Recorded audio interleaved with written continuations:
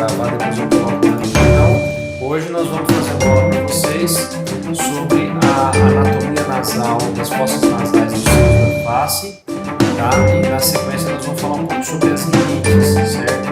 Então, essa aula vai ficar gravada aqui lá no meu canal do YouTube, tá? Para depois vocês poderem checar essa aula e poderem assistir conforme vocês forem necessitando, tá? Não deixem de fazer as perguntas aí no chat, tá? Se vocês tiverem uma pergunta, tá? E se por acaso não responder ou não ver, pode abrir o microfone, tá? E fazer a pergunta no microfone, não tem problema, tá bom? E aí a gente vai conversando. Então, a fossa nasal, a cavidade nasal, a gente começa sempre estudando aqui a cavidade externa do nariz. Então a gente tem aqui o esqueleto da cavidade externa do nariz. Nós temos aqui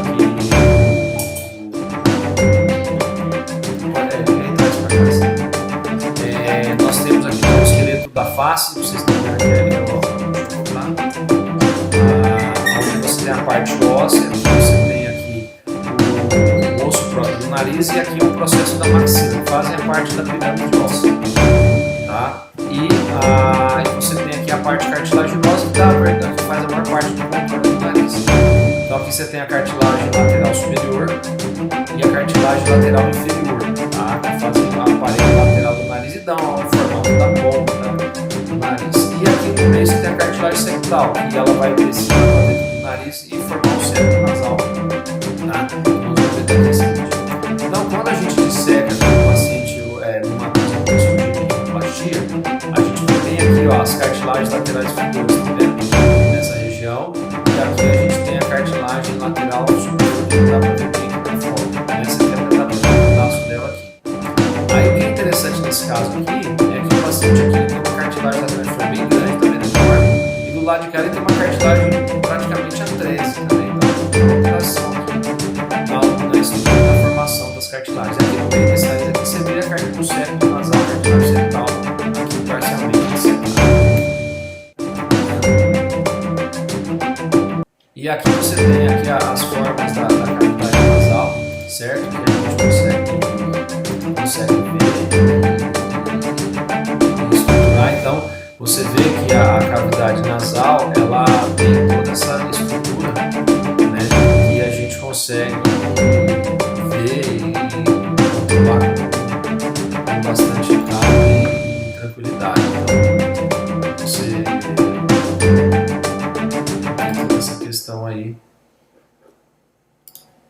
a gente consegue ver. Deixa eu só ajustar aqui uma imagem que deixa eu só ajustar uma coisinha aqui que saiu do lugar, eu já volto aqui.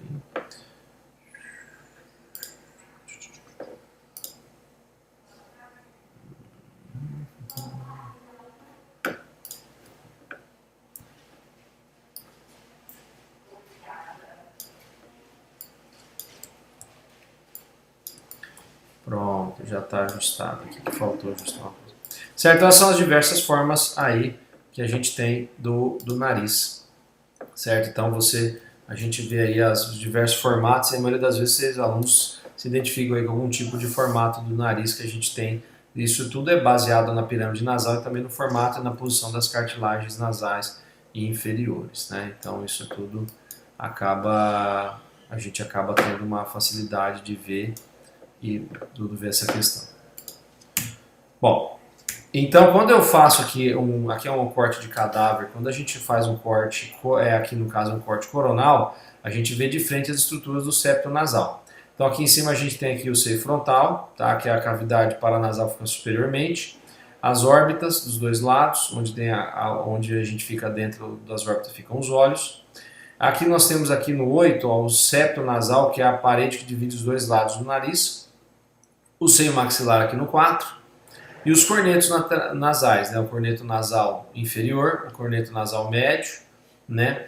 E o corneto nasal superior. E aqui um pouco do seio etimoidal aqui na região do número 3. Então esse é um corte coronal.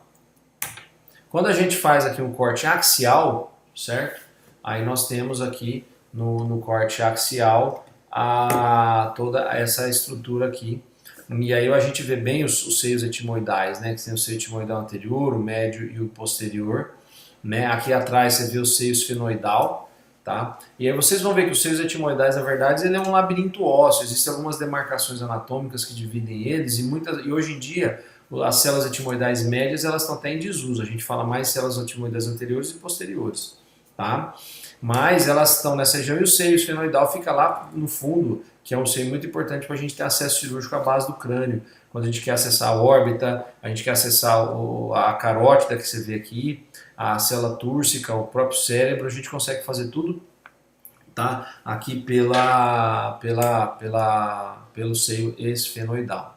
Então ele é uma importante arma cirúrgica aí para que a gente possa controlar e estabilizar toda essa parte aí, né? Então isso ajuda bastante a controlar e toda essa parte aí, né? Bom, aqui quando a gente vai ver especificamente a parede septal, o septo nasal ele não é composto só de uma estrutura, na verdade, como vocês estão vendo aqui, são 5 estruturas. A principal delas é a cartilagem septal que vocês viram naquela foto anterior, tá? Que é uma cartilagem que vai dividir os dois lados do nariz, tá?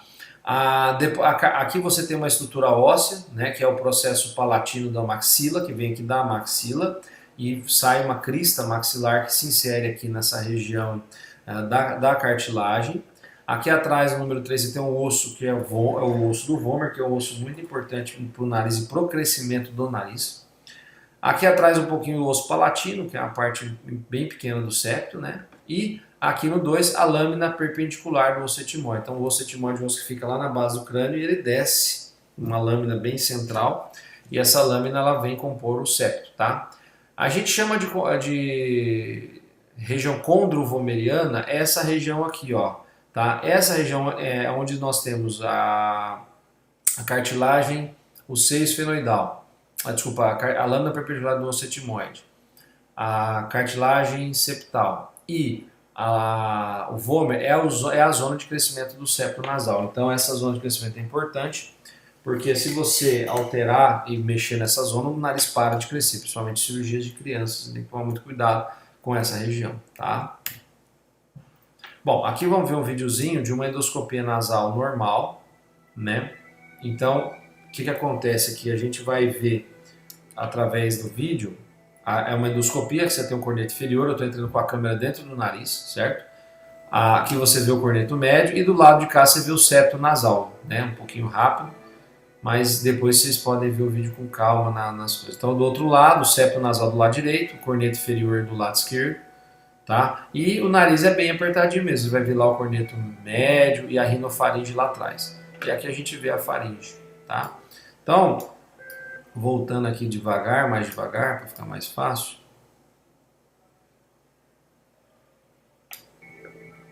Então aqui, ó, é o corneto inferior e do lado de cá o septo. Eu estou na fossa nasal esquerda, tá? Aí conforme eu vou caminhar mais para frente com o endoscópio, aparece aqui vai aparecer aqui o corneto médio e o septo nasal está do lado de cá, tá? Esse aqui é o corneto nasal médio. E lá no fundo, o corneto nasal superior está lá para frente, e lá no fundo eu vou ver a rinofaringe, tá? Aqui vamos ver um videozinho de um desvio septal. Então vocês vão ver que eu vou entrar aqui com a ótica dentro do nariz do paciente e eu não vou conseguir progredir porque o septo está desviado e obstrui o nariz. Então aqui eu estou na fossa nasal direita, tá? Aí eu vou aqui entrar, aqui é o corneto inferior e aqui você está vendo o septo que já começa a desviar, né? Aí conforme eu vou caminhando aqui, ó, você vai ver que o septo, ó lá, desvia, trava, ó, eu não consigo passar, aqui você tem um desvio de septo. Aqui você tem o corneto inferior e o corneto médio travado lá no fundo, tá? Então esse é um caso de desvio septal obstrutivo que a gente às vezes vê, tá? Vamos agora olhar para a parede lateral do nariz, onde tem as fossas nasais, os seios paranasais e os cornetos. Então aqui eu tenho a região aqui que você vê a marcação da cartilagem lateral inferior. Você tem aqui o corneto inferior, o corneto médio e o corneto superior, tá? E vê o seio esfenoidal. Então, entre os cornetos, nós temos as regiões dos meatos, tá? Então, entre o corneto inferior e o assoalho, nós temos o meato inferior. Entre o corneto inferior e o corneto médio, nós temos o meato médio, tá? E entre o corneto superior e o corneto médio, nós temos o meato superior. Isso é muito importante porque é para a gente entender como os seios da face são drenados, tá? Então, qual que é a importância? Isso é super importante, sempre cai em prova, hein? Fiquem espertos. O seio frontal, tá? Os seios etimoidais anteriores ou os anteriores e médios antigamente, tá? E o seio maxilar, eles drenam para o meato médio, certo? Então isso é muito importante quando você vai ver uma imagem, uma tomografia, os seios drenam para o meato médio. Então se eu tiver uma obstrução no meato médio, como é aquele desvio de septo, eu posso ter um problema onde? No seio frontal, etimoidal anterior e maxilar, tá? Já o seio esfenoidal e o seio etimoidal posterior, eles drenam aqui, ó, tá vendo a setinha para baixo, para o meato superior, tá? Então essa região de drenagem dos seios é muito importante quando a gente vai ver a imagem ou quando a gente quer ver a fisiopatogenia do paciente, tá? Então aqui a gente vê o paciente com alteração no seio etimoidal posterior do esfenoide e no meato médio a gente tem o frontal, o etimoide anterior e o maxilar. O Luiz aqui está perguntando qual o problema de dar professor de não drenar. Ah, que pode dar de não... Muito bem. Ótima pergunta, Luiz. O que acontece? Se você tem algum problema que obstrui, isso vocês vão ver bem na aula de sinusites com o professor Ricardo na semana que vem. Se você tem um problema que obstrui a drenagem dos seios da face, nós vamos ver que os seios da face eles produzem secreção e catarro o tempo todo. Se você tem algum problema que obstrui essa drenagem, como um desvio do septo, essa secreção vai ficar presa lá dentro do seio da face, vira um meio de cultura, muda o pH da substância e aí você começa a ter uma colonização de bactérias e o desenvolvimento das rinossinusites, tá? Que podem ser agudas ou crônicas conforme a evolução. Tá? Então não é só o desvio do septo que obstrui, vocês vão ver que tem tumores, alterações dos cornetos hipertróficos, corpos estranhos, tudo que pode obstruir os seios da face acaba atrapalhando. Disponha, Luiz, qualquer coisa é só perguntar, tá, pessoal? Então, os seios da face, eles têm um epitélio aqui, que é um epitélio cilíndrico, tá? Ciliado com células caliciformes. Na verdade, o céu é pseudoestratificado, ou seja, ele tem mais uma camada, mas não são muitas, tá? Com epitélio cilíndrico, com cílios e células caliciformes, ou seja, é um epitélio que produz muco, tá? Então, o nariz produz muco, ou seja, um catarro, o tempo todo. E esse muco tem que ser varrido pelas células ciliadas o tempo todo. Tá? Se você tem algum problema no muco ou nas células ciliadas, você vai desenvolver sinusites crônicas que o Ricardo vai falar para vocês na aula de sinusites. Tá? Então aqui um videozinho que dá para a gente ver aqui o seio maxilar pela endoscopia nasal, tá vendo?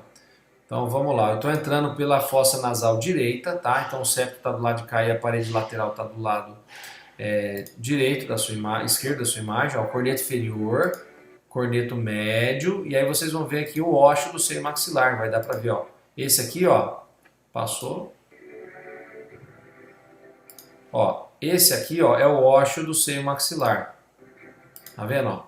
Eu entrei com a ótica lá dentro do seio maxilar, isso aqui é a mucosa do seio maxilar, tá vendo? Esse é o ósseo acessório, nem sempre a gente vê claramente esse ósseo, tá? Mas é um ósseo de drenagem, esse paciente não tem sinusite crônica, porque o ósseo dele está drenando de maneira adequada. Vamos ver aqui, na verdade está escrito etimoidal aqui, mas na verdade é o ósseo do seio esfenoidal, que nós vamos ver lá no meato superior. Estou entrando, corneto inferior, corneto médio vai estar lá em cima. Aliás, minto, desculpa, aqui, deixa eu voltar o vídeo. Deixa eu ir com calma. Aqui é o corneto inferior, tá? Lá é o corneto médio. Então quando eu for passar lá, vocês vão ver, eu vou... A corneto inferior, corneto médio, tá? E aí eu vou chegar lá no corneto superior. Opa, tá, é o outro lado que tem, perdão. Ó, corneto superior, o corneto médio foi para cá, o corneto superior está aqui. Quando eu for olhar lá no meato superior, ó, lá em cima, ó, o que eu acho?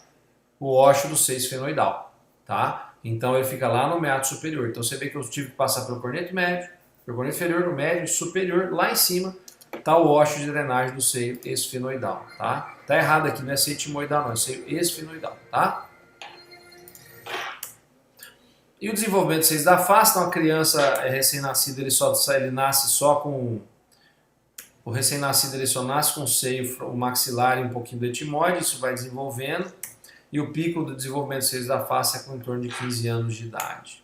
Tá? E é o epitélio lá que eu falei para vocês, pseudostratificado, ou seja, ele tem uma camada, mas tem umas células embaixo, células ciliadas com células caliciformes, ou seja, sempre está produzindo muco e esse cílio sempre tem que estar batendo. Tá?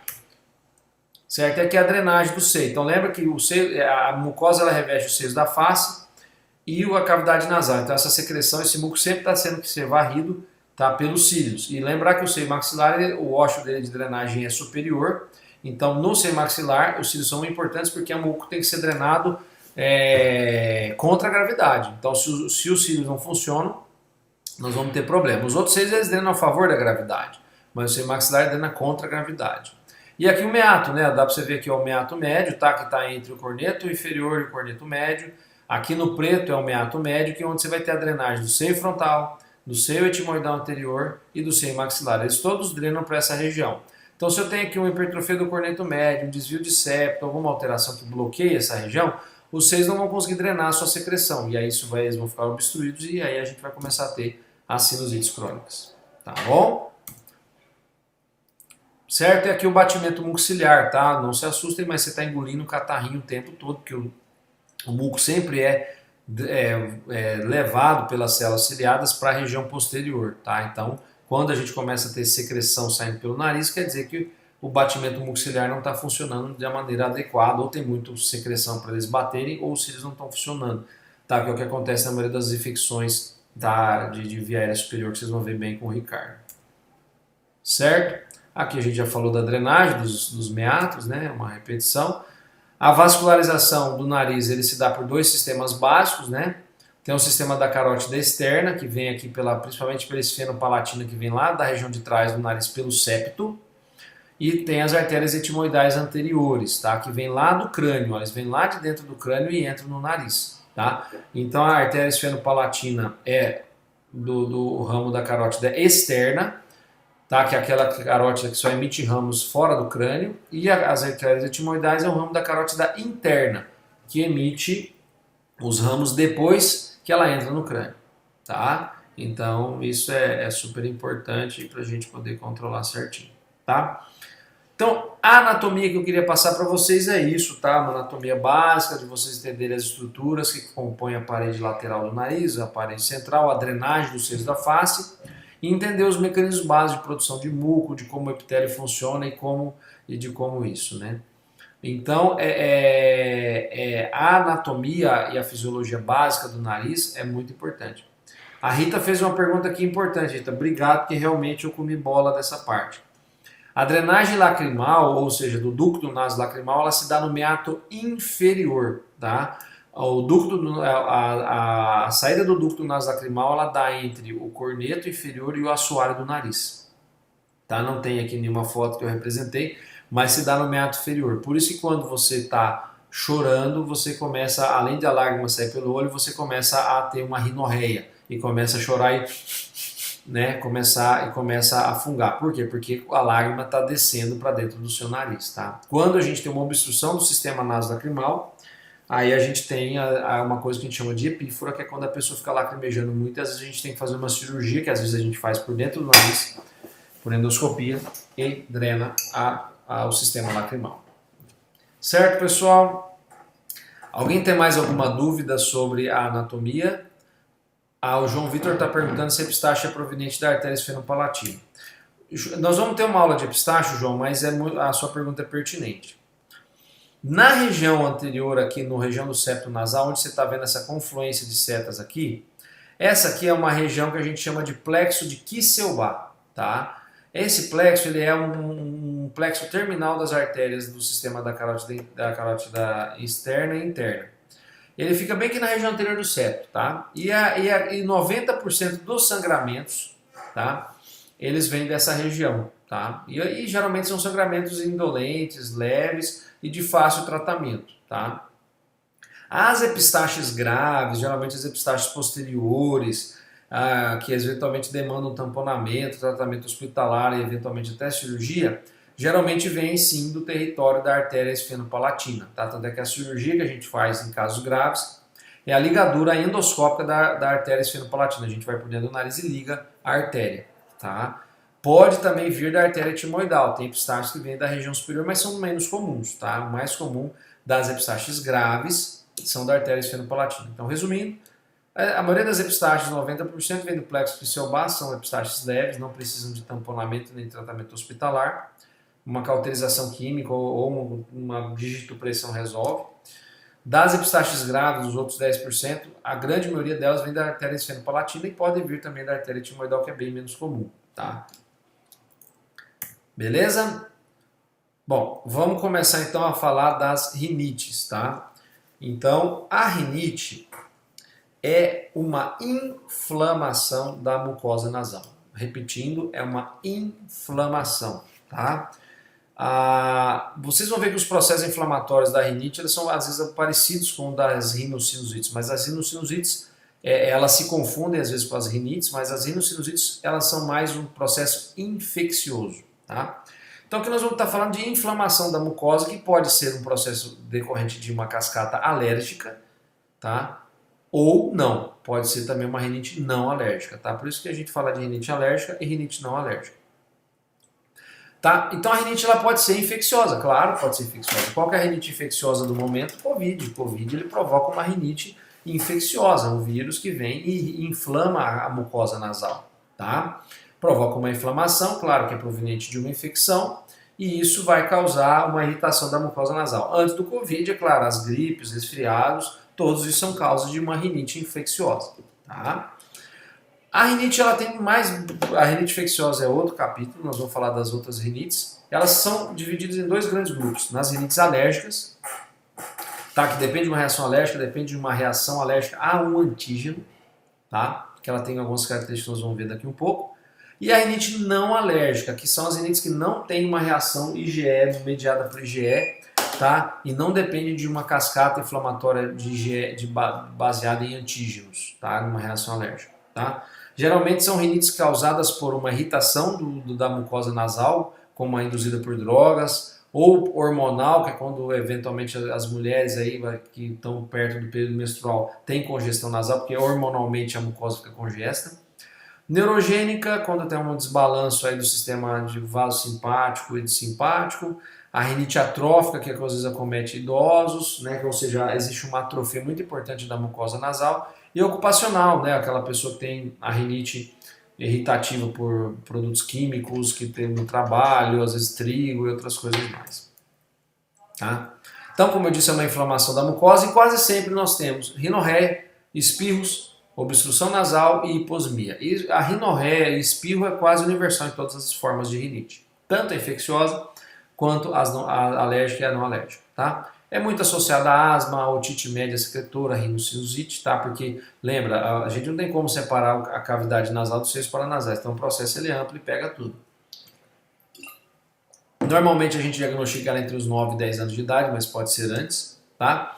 E muitos pacientes têm associação da rinite alérgica com a não alérgica também, tá?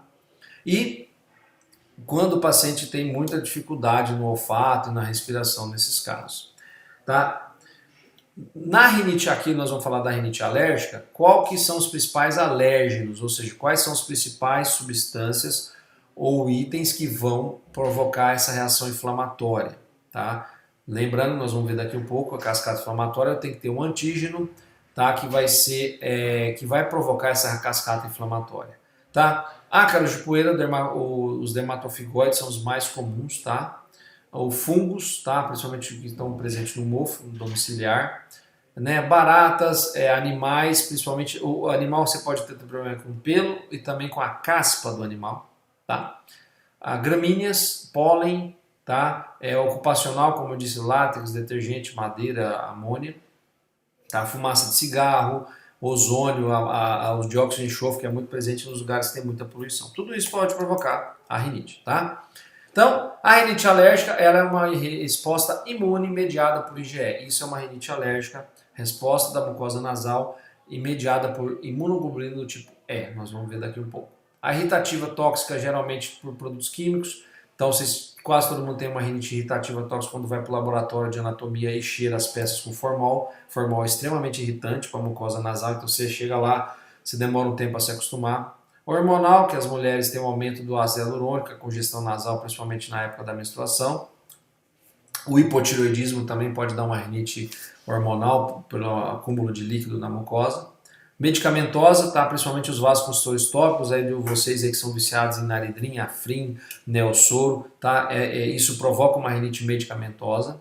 E a vasomotora. A vasomotora é aquela rinite do seu avô, da sua avó, tá? Que ele sempre reclama que o nariz dele escorre quando ele vai comer. Tá? Isso aí, na verdade, é uma desautonomia, tá? Então, o idoso, o que acontece? Quando chega alguma coisa quente perto do nariz, o sistema simpático faz a vasoconstrição e o sistema parasimpático faz a vasodilatação e a saída de secreção. Então, o sistema, existe um desbalanço e quando muda a temperatura, o sistema interpreta, o sistema parasimpático ele age muito forte e aí o paciente faz a vasodilatação e começa a ter uma rinorreia, tá? Isso incomoda muito idosos. Tá?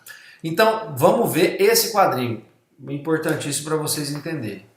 A rena, tá? É uma rinite eosinofílica não alérgica, é meio raro, esquece a rena, tá? Vamos pensar na rinite alérgica e na idiopática, que é a não alérgica, tá? O que vai diferenciar as duas? Esse aqui é o esteio da sua história clínica, a história familiar, tá? Rinite alérgica tem que ter história familiar positiva, tá? Normalmente você aí que tem rinite alérgica está me ouvindo, geralmente na sua família, ou o pai, ou a mãe, ou o irmão, o primo, alguém também tem a rinite alérgica. Então, na história clínica, quando você fala assim, eu tenho rinite, alguém mais na família tem rinite, isso é super importante, porque aí a pessoa vai determinar quem tem rinite e quem não tem rinite, tá? Se a rinite é alérgica ou não. Então, a história familiar é muito importante. Outra coisa, mediada por IgE. A rinite alérgica tem que ter mediação por IgE, tá? Se você fizer a eosinofilia tanto no citograma nasal, que é um exame que você pode fazer no raspado, quanto a eosinofilia periférica, geralmente dão aumentados, tá, no sangue, dão aumentados na rinite alérgica. O teste cutâneo é positivo, tá? A obstrução nasal, espirros e coriza, você vai ver que a obstrução nasal, espirros e coriza praticamente todos têm, tá? A rinite não alérgica ela tem menos espirro, menos coriza, ela tem menos espirros e mais coriza, mas pode ter também espirro. Aí quando você vai ver a não alérgico, ela não tem história familiar positiva, não tem IgE, não tem eosinofilia, não tem teste cutâneo. Então, ou seja, é uma rinite que não depende do sistema alérgico de IgE, tá? Então, quais são os principais mediadores inflamatórios da rinite? Tá? São 3. Histamina, prostaglandina e leucotrienos. Basicamente, quem que é a estrela do processo agudo? Quando tem rinite, sabe o que eu estou falando? O nariz congestiona, o olho fica vermelho, tá? Fica tudo trancado, começa a escorrer o nariz, você começa a espirrar. Quem faz isso é a histamina, tá? Por isso que o tratamento são os antihistamínicos, tá? Que nós vamos ver mais na frente. Então a histamina é a poderosa, ela é o ataque agudo, ela é aquela que dá o punch, aquela que provoca toda aquela reação aguda, que o paciente fica congestionado, começa a espirrar. Aquilo é histamina, tá? Vasodilatação, aumento da permeabilidade vascular, ou seja, o vaso dilata, as fibras que existem entre os vasos, elas vão abrindo espaço e as células inflamatórias vão saindo, tá? por essa permeabilidade vascular. Tá? E aí aumenta muito a secreção glandular. As prostaglandinas são inflamatórias, são citocinas inflamatórias gerais, também aumentam. Tá? E os leucotrienos, eles também fazem isso, só que o leucotrieno ele é o mediador inflamatório da rinite tardia. Tá? Ele é aquele cara que perpetua a reação inflamatória nasal. É aquele cara que mantém aquela reação inflamatória por longo tempo. Tá? São os leucotrienos que fazem isso. Por isso que é importante, quando a gente vai estudar o tratamento, a gente vai ter hora que vai usar os antileucotrienos. Eles são importantes nessa fase crônica. O Luiz Carlos está perguntando se a vasodilatação congestiona. Perfeito, Luiz Carlos, é isso mesmo. O corneto nasal, ele é um tecido contrátil, tá? Então você tem no corneto nasal, ele faz, quando a gente tem uma vasodilatação, o corneto nasal incha. Quando você faz uma vasoconstrição, o corneto nasal fica murcho, tá? Então vamos fazer um exercíciozinho aqui rápido, que é super legal. Na grande maioria das vezes, isso eu esqueci de falar na aula de anatomia, nós só respiramos por uma fossa nasal, tá? Só uma fossa nasal. E uma fica aberta e a outra fica fechada. Então você pode fazer o teste com você pode fechar uma fossa nasal e puxa o ar. Essa minha está fechada, a outra vai estar aberta. Tá vendo? Aqui vocês não estão me vendo, mas o som dá para ver. Então pode fazer em você e você vai ver que uma das fossas nasais vai estar aberta e a outra vai estar fechada. Isso chama ciclo nasal, tá? a gente consegue fazer essa variação do ciclo nasal, tá? E a vasodilatação que faz a congestão. Quando você aplica o vasoconstritor, que é o Naridrim, Afrin, o soro, o que ele vai fazer? Ele vai ativar os receptores de noradrenalina e vão contrair os vasos e aí a mucosa tira o edema, tá? Por isso que chama vasoconstritor esses remédios. E aí desobstrui o nariz, né? Então, aqui a cascata de coagulação da rinite alérgica é fácil. O A é o antígeno, a célula apresentadora de antígeno fica na mucosa, vai pegar esse antígeno e vai levar para o linfócito B, tá? O linfócito B, através dessas citocinas, ele vai fazer que vai começar a desenvolver, ela vai apresentar para o linfócito T, o linfócito T vai apresentar para o linfócito B e o linfócito B vai produzir os anticorpos que são a base de imunoglobulina do tipo E. O que essa imunoglobulina do tipo E faz? Ela vai ser sensível ao antígeno, então essa é a fase de sensibilização. Quando o paciente voltar a entrar em contato com o antígeno, a imunoglobulina vai pegar esse antígeno e vai levá-la até o mastócito. O que está lá cheio dentro do mastócito? Principalmente histamina. Então o mastócito ele vai começar a liberar a histamina. O que a histamina faz? Ela vai dar o alarme do incêndio, vai chamar todo mundo, vai fazer vasodilatação, vai fazer... ou seja, a vasodilatação vai chamar todas as células inflamatórias, ou seja, ela está convocando o exército para a guerra. Tá? Então por isso que a mucosa vai ficar edemaciada, inchada, tá? Porque o mastócito está dando a ordem de guerra. O mastócito é a trombeta lá da guerra. Tá? As outras citocinas também estão envolvidas na fase aguda, mas a mais importante de todas é a histamina.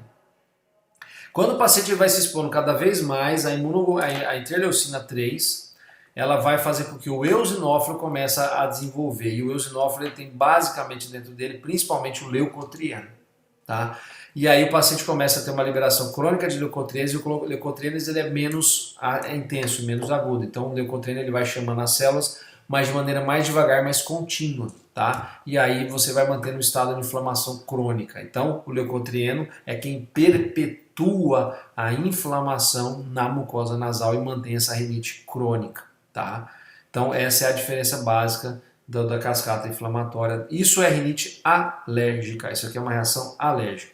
Isso pode acontecer nos olhos, na conjuntivite, pode acontecer na dermatite atópica ou nas reações alérgicas em geral. Tá? E a rinite alérgica ela é envolvida com a asma, com a sinusite, com a rinite, porque é um processo inflamatório que não ataca só o nariz, ela ataca aonde o paciente tem. Então lembra que é um processo inflamatório amplo, tá? Não é só no nariz que isso acontece. O ARIA, pessoal, é um comitê permanente europeu que classifica a asma e a rinite, tá? Eles emitem vários comunicados, tá? E eles classificam clinicamente a rinite dessa forma, tá? Primeiro você vai ver sobre a persistência dos sintomas. Se os sintomas duram muito ou duram pouco. Sintomas duram menos de 4 dias ou de menos de 4 semanas é uma rinite intermitente. Tá? Eu tenho rinite umas 3, 4 vezes por semana. Agora, se você tem mais de 4 dias por semana, nós temos uma rinite persistente. Tá? E com relação à intensidade, se ela não atrapalha o sono, a pessoa consegue desenvolver o trabalho normal, é uma rinite leve. Ou se isso atrapalha o sono, atrapalha o trabalho, atrapalha o estudo, já é uma rinite moderada e grave. Tá? Então a rinite ela pode ser intermitente e leve, pode ser intermitente, moderada e grave.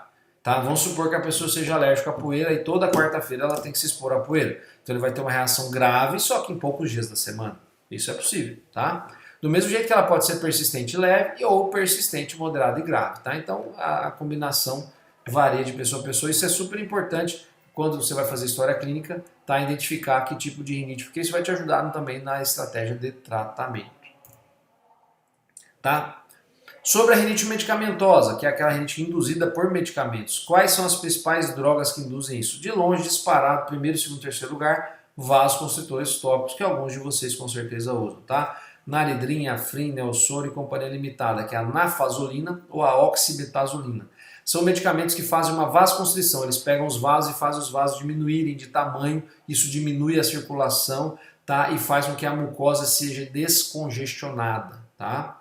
Qual que é o problema desses remédios? São maravilhosos, eles resolvem o problema, só que eles causam taquifilaxia, eles podem causar arritmia cardíaca e eles causam tolerância e dependência, ou seja, a pessoa precisa usar cada vez mais vasoconstritor para poder ter o mesmo efeito. E eles são irritantes para a mucosa nasal, então eles vão destruindo, tá? Eu sempre digo com os pacientes que o vasoconstrtor tópico ele é igual a cocaína, tá, no nariz. Ele vai arrebentando o nariz. A diferença é que o vasoconstrtor tópico não dá onda na pessoa igual a cocaína, mas o efeito é o mesmo, tá?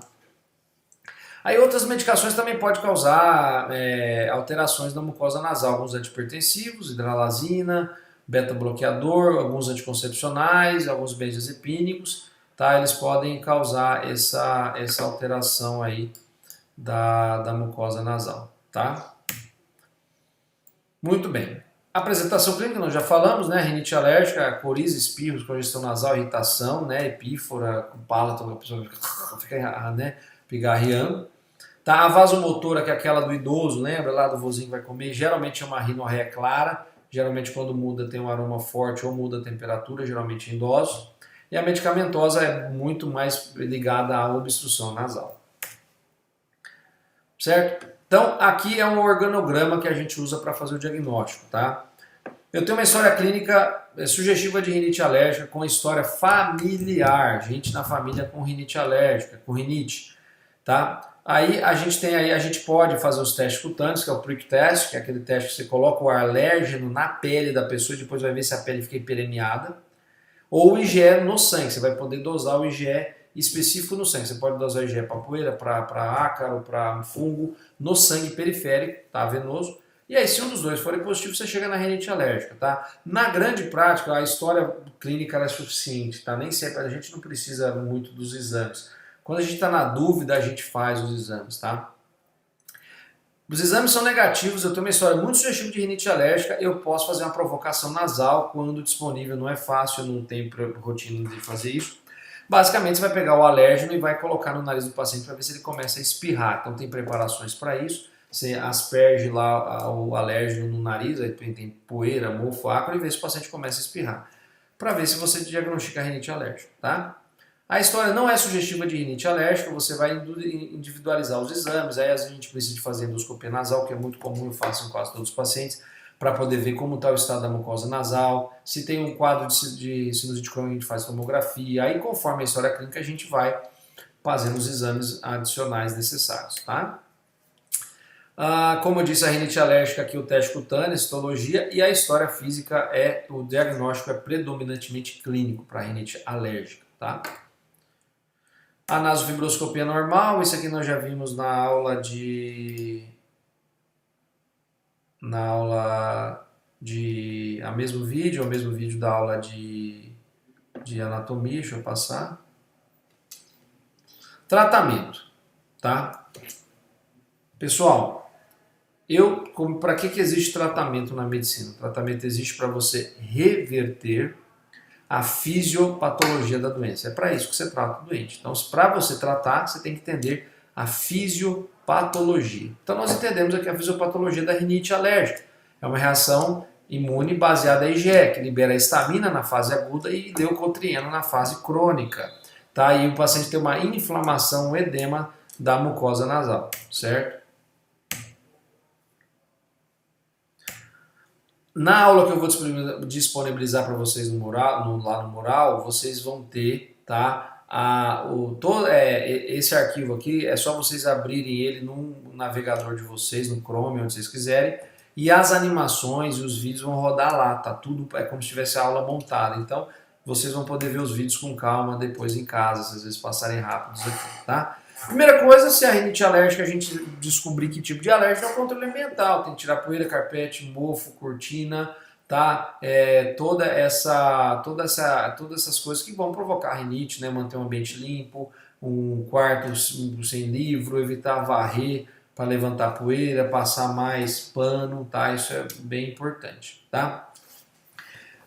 Tratamento medicamentoso, a gente é inteligente, nós vamos em cima da fisiopatogenia. Qual que é o grande vilão da fase aguda da rinite alérgica? A histamina. Então nós vamos usar medicamentos antihistamínicos, tá? O que é? Eles bloqueiam a histamina, ou seja, a histamina não age mais, então nós vamos diminuir a vasodilatação, a permeabilidade vascular, os espirros e a congestão nasal, tá? Nós temos basicamente duas gerações de antihistamínicos. Nós temos os antihistamínicos clássicos e os mais modernos, de nova geração. A histamina, pessoal, é um dos principais neurohormônios da vigília a nível cerebral. Tá? Então nós estamos acordados, vocês que permanecem acordados aqui na aula, vocês estão sob efeito da histamina no seu cérebro, junto com outros hormônios, noradrenalina e companhia limitada. Os antistamínicos antigos, qual que é a diferença deles? Eles são lipofílicos, ou seja, eles atravessam a barreira hematoencefálica. Então, além de eles provocarem o efeito antistaminérgico na periferia, eles vão provocar efeito antistaminérgico no cérebro. Qual que é o principal efeito desses antistamínicos? Dão sono. Tá? Por isso que você tem sono quando toma um polaramine, que é a desclorfenamida, o hidroxizine, que é o ixizine, a prometazina, que é o Fernergan, são antialérgicos, dão sono. Tá? Então, se você tomar algum desses remédios, você vai ter sono, porque eles atravessam a barreira hematoencefálica. Tá? Os antistamínicos de segunda geração, eles atravessam menos a barreira. O Luiz está perguntando se os antistamínicos dão efeito rebote. Difícil, viu, Luiz, efeito rebote. Na grande maioria das vezes, se você para o antihistamínico e volta a ter o problema da rinite, é que o alérgeno ou a reação inflamatória está muito forte, mas eles em si, efeito rebote, não, porque eles não viciam, não causam. Eles têm baixo índice de tolerância e dependência. Os antistamínicos de segunda geração, eles são hidrofílicos, eles não atravessam a barreira hematoencefálica ou atravessam muito pouco a barreira hematoencefálica.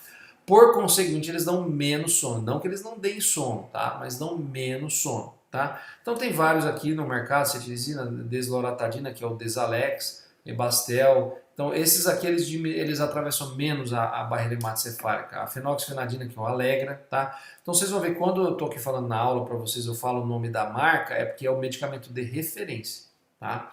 Quando eu falo, ou seja, o medicamento que é o que desenvolveu a droga inicialmente. Loratadina é o Claritin, levocetirizina é o Zixen, bilastina é o Alectus, cetirizina é o Zyrtec e a desloratadina é o Desalex. O Ebastina é o Ebastel. Tá? São antihistamínicos de nova geração. Então, a gente entra com antihistamínico para quê? Para bloquear a histamina na fase aguda. Tá? Então, não tem muito sentido você ficar dando antihistamínico por longo prazo. Tá? Você tem que ir lá para bloquear. Então, tem aquele cara que tem alergia à poeira e toda quarta ele vai ter contato com a poeira, dá um antihistamínico para ele antes dele ir lá na poeira. Ou seja, você vai bloquear o fato agudo. Então, o antihistamínico é uma droga para ser usado agudamente. Mas tem muitos médicos que usam ele por longo prazo, se a pessoa vai se expor continuamente. Os antistamínicos mais modernos são seguros para uso a longo prazo também, tá? Corticoide nasal. O que o corticoide faz? O corticoide ele é um anti-inflamatório potente que bloqueia toda aquela cascata inflamatória. Então ele bloqueia prostaglandina, leucotrieno, bloqueia a histamina e diminui o edema da mucosa nasal, diminui a migração de células inflamatórias. Então são remédios muito, muito potentes, tá? Do mesmo jeito que a gente tem os corticoides nasais, eles têm a diferença dos corticoides quando se aplica o corticoide na mucosa nasal, é que os mais antigos, como a beclometasona, tá? A budesonida, eles são triacinolones, eles têm um índice de absorção maior na mucosa nasal. Tá? E vocês observam que as doses são bem baixas, é microcentigramas, tá? Não é de miligramas, ou seja, é microcentigramas. Então você aplica essa spray na mucosa nasal, tá? No caso da beclometasona, e da budesonida, 30% da dose é absorvida sistemicamente, tá? Os mais modernos, que é a mometasona e o furoato de fluticasona, eles são absorvidos em 0,3%.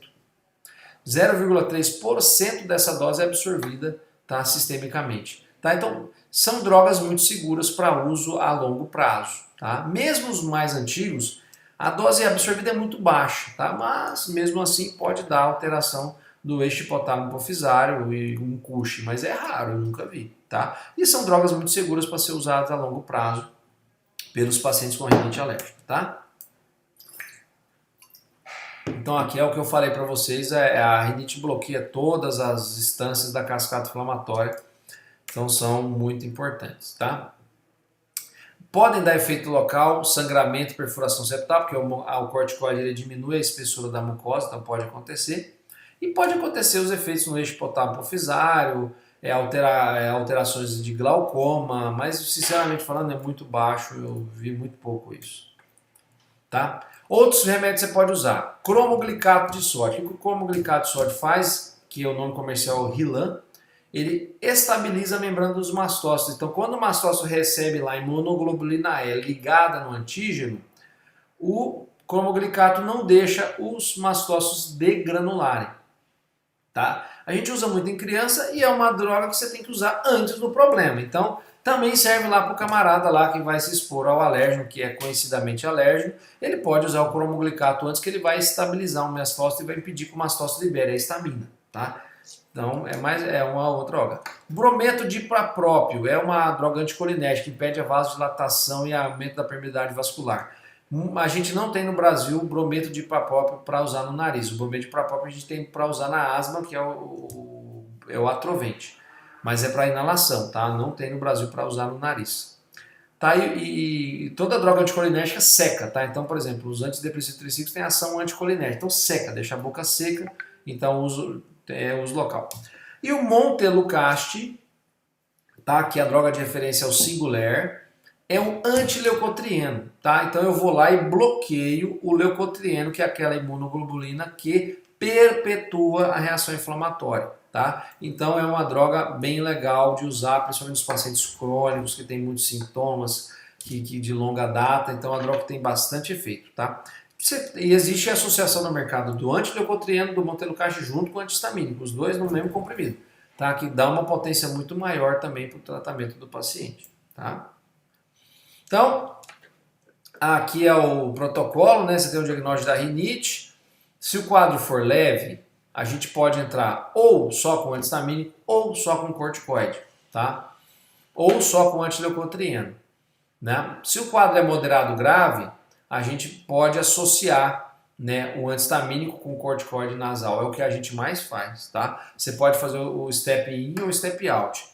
Tem médicos que preferem, vou entrar só com histamínico, não melhorou, eu associo o corticoide nasal. Professor, por que aparecem pólipos na rinite crônica? Maria Eduarda, esse é um tema que o Ricardo vai abordar com vocês na aula de rinossinusites crônicas, tá? Então, o que são os pólipos? Né, eu adianto um pouco para você. O pólipo é uma reação inflamatória exuberante da mucosa nasal. É tão exuberante que ela começa a formar os pólipos nasais. Tá? Então, geralmente em pacientes com rinocinusite crônica, não necessariamente paciente com a rinite crônica vai ter pólipos, tá? Claro que pode ter pólipos, mas para os pólipos aparecerem precisa de uma reação inflamatória bem mais exuberante do que uma rinite e às vezes o tratamento também tem que ser mais intenso, tá? O corticoide nasal, então assim, e você pode usar o corticoide nasal mais antihistamínico, mais antileucotrieno, mais o corticoide sistêmico e ir fazendo e descendo, que é o step down. Então você tem o step up ou o step down. Hoje em dia não tem regra, isso é muito individual de cada médico. Eu quase sempre entro com antihistamínico, corticoide nasal, soro fisiológico, tá? E aí tiro o antihistamínico no início, dou os 10 dias e tiro. Deixa o paciente corticoide nasal. O corticoide nasal ele demora um tempo para estabilizar a mucosa nasal. Demora aí uns 1 a 2 meses. Então é legal você usar por 1 a 2 meses para estabilizar bem a mucosa nasal. E aí eu deixo o antihistamínico conforme as crises. Se o cara tem uma rinite muito crônica, muito intensa, aí a gente associa os antileucotrienos, tá? E o corticoide sistêmico é quando o paciente tem um quadro muito grave, às vezes associado aos pólipos que a Eduarda falou, ou uso inveterado lá de vasoconstritor, aí a gente entra com corticoide sistêmico só no início do tratamento, tá bom? Tá? E, por fim, a imunoterapia, tá? Professor, vamos ser mais inteligentes, né? O problema é que o alérgeno está chegando e nós temos uma grande quantidade de imunoglobulina E contra aquele alérgeno. O que é que você vai fazer? A gente faz a imunoterapia. O que é imunoterapia? É uma terapia de dessensibilização. Eu vou identificar que você tem altas quantidades de IgE contra a poeira. Então, toda vez que você entrar em contato com a poeira, o seu IgE vai pegar a poeira, vai levar lá para o mastócito e você vai degranular o mastócito. A imunoglobulina é, entre aspas, uma vacina, tá? Onde você vai aplicar, vai dar ao paciente diminutas quantidades de poeira e você vai dessensibilizando o paciente com relação ao antígeno, tá? Então, e a imunoterapia é a única terapia com potencial de cura, tá? Ela dando certo, você pode curar o paciente. As outras, toda vez, você pode dar todos os remédios, toda vez que o paciente entrar em contato com o alérgeno, ele vai desenvolver a cadeia inflamatória, tá? Então, você vai expondo, cada vez aumentando mais as doses do alérgeno até que o paciente fique imune a esse dessensibilizado. tá? Tem que ser imunossupressiva, tem que ser para rinite alérgica, IgE específico, não é para rinite não alérgica, não adianta nada, tá? E geralmente a gente faz pacientes que não respondem ao tratamento ou aqueles que também não querem ficar fazendo um tratamento por longo prazo, tal, a gente responde. Pode ser por subcutâneo ou pode ser sublingual, é um tratamento que demora uns 2 anos. Quem de vocês já, toda a sala tem alguém que já fez esse tratamento. Tá, isso aí às vezes acaba pegando e controlando certinho, né? E por fim, o soro fisiológico a gente sempre usa, é bastante útil, tá? Tem várias meta-análises que mostram que o soro fisiológico é eficaz, né? Tem aqui ó, a questão do tratamento do ar, aquilo que eu já falei para vocês, o step down, step up. E eu acho que é isso aí que eu ia falar para vocês hoje sobre as rinites, certo? Aí você vai dizer, professor, você não falou do tratamento das rinites não alérgicas. Basicamente, as rinites não alérgicas, o tratamento é o mesmo. A gente usa muito corticoide nasal, tá? E os antistamínicos a gente usa mais quando o paciente tem muita rinorreia, muita congestão. Tá? Se o problema do paciente é mais obstrução nasal, a gente usa mais o corticoide nasal, que é a principal droga aí que a gente usa nesses casos, certo? Muito bem, pessoal, era mais ou menos isso aí que eu tinha para falar para vocês.